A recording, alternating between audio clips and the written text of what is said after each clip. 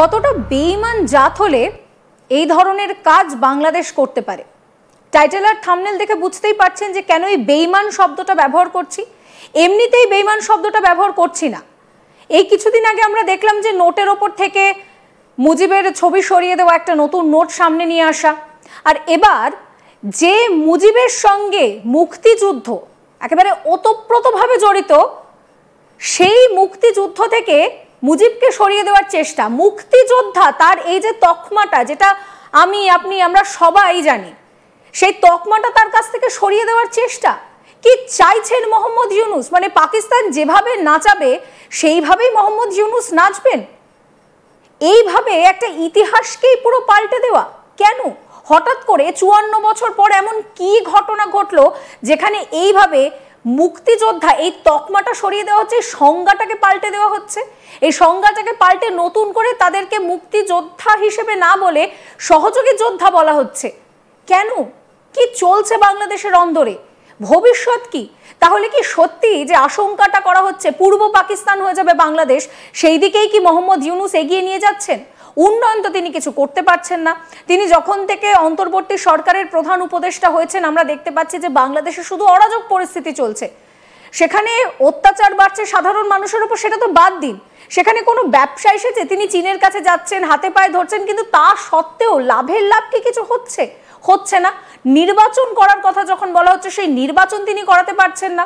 তিনি বড় বড় কথা বলছেন যে সংস্কার হবে, সংস্কার যদি কম হয় তাহলে ডিসেম্বরে হবে, সংস্কার বেশি হলে জুনে নির্বাচন হবে, কিন্তু তার মাঝখানে মোহাম্মদ ইউনূস এগুলো কি করছেন? কি পরিস্থিতি চলছে বাংলাদেশের এই মুহূর্তে? বিস্তারিত জানবো। আমার সঙ্গে এই মুহূর্তে রয়েছেন বাংলাদেশের বিশিষ্ট আইনজীবী নিঝুম মজুমদার। নিঝুম বাবু, আপনাকে স্বাগত আজ তাক বাংলায়। এই মুহূর্তে দাঁড়িয়ে যে ঘটনাটা ঘটেছে ভীষণই, মানে বলা যেতে পারে যে বাংলাদেশ যথেষ্ট একটা লজ্জার কাজ করেছে, একটা বেঈমান জাত হিসেবে তার পরিচয় দিয়েছে। তার কারণ বঙ্গবন্ধু শেখ মুজিবুর রহমান, যাকে আমরা সবাই মুক্তিযোদ্ধা বলে মানি, সম্মান করি, যার জন্য এত কিছু, যার জন্য বাংলাদেশের সংবিধান তৈরি হয়েছে, তাকেই বলা হচ্ছে যে এবার আর তিনি মুক্তিযোদ্ধা নন, সেই তকমাটাই সরিয়ে দেওয়া হচ্ছে। আপনাকে ধন্যবাদ। আমি আজকে যখন আপনার সাথে কথা বলছি তখন ইংরেজিতে একটা শব্দ আছে, দুটো শব্দ আছে, যেটাকে বলা হচ্ছে টিয়ারিং অ্যাপার্ট, অর্থাৎ বুকের ভেতরে রক্তক্ষরণ হওয়া বা ছিঁড়ে যাওয়া। আমার গত 1 বছর এরকম অসংখ্য ঘটনা ঘটেছে, যেমন বঙ্গবন্ধুর বাড়িকে তারা ধ্বংস করে দিয়েছে। এমন একটা ফেসের মতো চলছে যে কিছুদিন পর পর এই রক্তক্ষরণ এবং এই রক্তক্ষরণ শুধু বাংলাদেশ আওয়ামী লীগের যারা সমর্থক রয়েছে বা যারা বাংলাদেশ আওয়ামী লীগকে ভালোবাসে তাদের জন্যও না, বরঞ্চ মুক্তিযুদ্ধের পক্ষে যারা ছিলেন, স্বাধীনতার পক্ষের যারা ছিলেন, তাদের প্রত্যেকের উপরেই এক ধরনের আঘাত। আপনি প্রোগ্রামটা শুরু করেছেন যে শব্দ দিয়ে, সেই শব্দটাকে আপনি বলছেন বেঈমান। আমি ঠিক জানি না যে বেঈমান কি ফার্সি শব্দ নাকি সংস্কৃত, আমার আসলে জানা নেই, এই ব্যাপারে দক্ষতা নেই, কিন্তু আরো দুটো সমার্থক শব্দ আমি জানি। একটি হচ্ছে অকৃতজ্ঞ, বা আরেকটি বলে কৃতঘ্ন, আরেকটি হচ্ছে আপনার আনগ্রেটফুল, ইংরেজিতে যেটাকে বলে। আমি এই আজ তাক বাংলাতে এসে, আজ থেকে সম্ভবত ফেব্রুয়ারি মাসেই খুব সম্ভবত হবে, আমি বাংলাদেশিদের বেঈমান বলেছিলাম এবং খুবই কনফিডেন্টলি। আমি যেই দেশে জন্মগ্রহণ করেছি, ইনক্লুডিং মি, এমনকি শুধুমাত্র এমন না যে আমি বাংলাদেশিদেরকে বলে নিজে মুক্ত হতে চাইছি, আমি নিজেও তা। আমি নিজেকেও মনে করি এই পঙ্কিলতাতে ভরা আমি এক দেশের নাগরিক। কেন জানেন?